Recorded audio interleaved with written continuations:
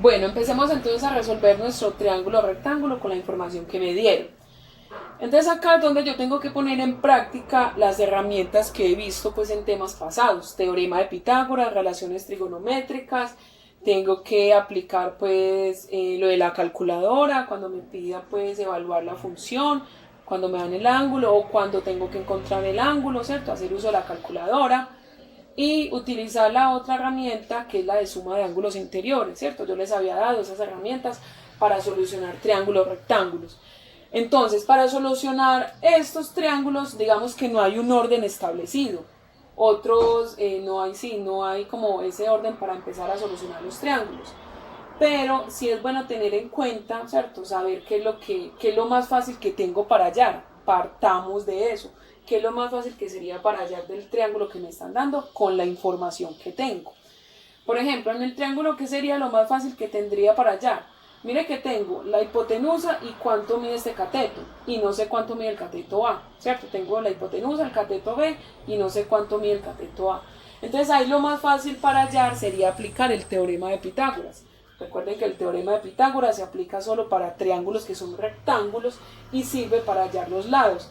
Y tengo que tener mínimo dos lados del triángulo. Y eso es precisamente lo que tengo. Tengo el valor de la hipotenusa y el valor del cateto B.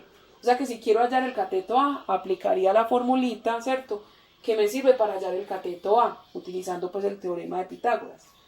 Y esa formulita sería la siguiente. Si quiero hallar el cateto A, entonces sería A al cuadrado es igual a la hipotenusa, pero en este caso la hipotenusa es C, ¿cierto? O sea que sería C al cuadrado menos B al cuadrado. Esa sería la fórmula.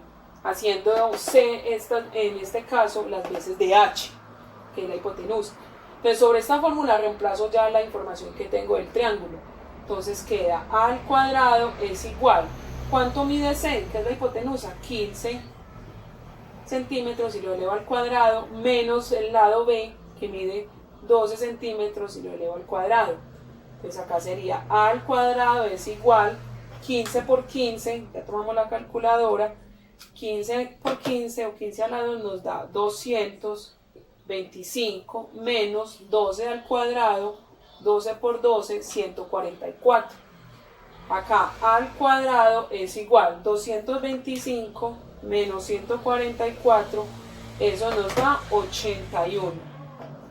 Acá A es igual a la raíz cuadrada de 81, ¿cierto? Lo estoy haciendo así rapidito porque ya este tema lo vimos pues en clases pasadas, entonces ya debemos pues tener como esa práctica, esa agilidad. Entonces la A es igual, saco raíz cuadrada de 81, que es 9. O sea que el lado A mide 9 centímetros. Este lado mide 9 centímetros. Coloquémoslo acá. 9 centímetros, ¿cierto? O acá 9 centímetros. Entonces ahí, si se fijan, bueno, ya tenemos los tres lados del triángulo. ¿Qué nos falta hallar? Nos falta hallar el ángulo B, ¿cierto? Que está en el vértice B, y el ángulo que está en el vértice A. Bueno, pasemos entonces a hallar el ángulo A y el ángulo B. ¿Cuál de los dos ángulos hallar primero? El que ustedes quieran, ¿cierto? ¿Cuál herramienta es la que voy a utilizar para hallar el ángulo A o el ángulo B? El teorema de Pitágoras no me sirve porque solo el teorema de Pitágoras sirve para hallar lados, entonces descartado el teorema de Pitágoras. Suma de ángulos interiores no la puedo aplicar porque solamente tengo un ángulo. Para aplicar suma de ángulos interiores tengo que tener mínimo el valor de dos ángulos, pero solamente tengo uno. O sea que esa opción también está descartada. Entonces la herramienta más conveniente es utilizar las relaciones trigonométricas. ¿Cuáles relaciones trigonométricas? Seno, coseno y tangente. Solamente esas tres, ¿cierto? Entonces, ¿cuál de los dos ángulos hallamos? Hallemos el ángulo A, ¿sí? Otros querrán hallar primero el ángulo B, ¿cierto? No hay problema. Entonces voy a hallar el ángulo A. Voy a colocar acá las tres relaciones, ¿cierto? Seno del ángulo alfa es igual al cateto opuesto sobre la hipotenusa. Coseno de alfa es igual al cateto adyacente sobre la hipotenusa. Y la tangente de alfa es igual al cateto opuesto sobre el cateto adyacente, ¿cierto? Entonces, ¿cuál de las tres utilizar para hallar este ángulo A? Entonces, puedo utilizar cualquiera de las tres. ¿Por qué? Porque ya conozco los tres lados del triángulo. Entonces, por eso puedo utilizar cualquiera. Utilicemos el seno, ¿cierto? Vamos a utilizar el seno. Entonces, ¿cómo utilizaría el seno? Entonces sería seno, en este caso alfa sería el ángulo A, ¿cierto? Seno de A este A es el ángulo, es igual al cateto opuesto sobre la hipotenusa. ¿Cuál es el cateto opuesto a este ángulo? Sería A, ¿cierto? ¿Y cuánto mide A? 9 centímetros. Entonces sería 9 sobre la hipotenusa, que sería 15. Entonces sería acá seno de A, ¿cierto? Del ángulo A es igual 9 dividido 15. Nos va a dar 0.6. 0.6.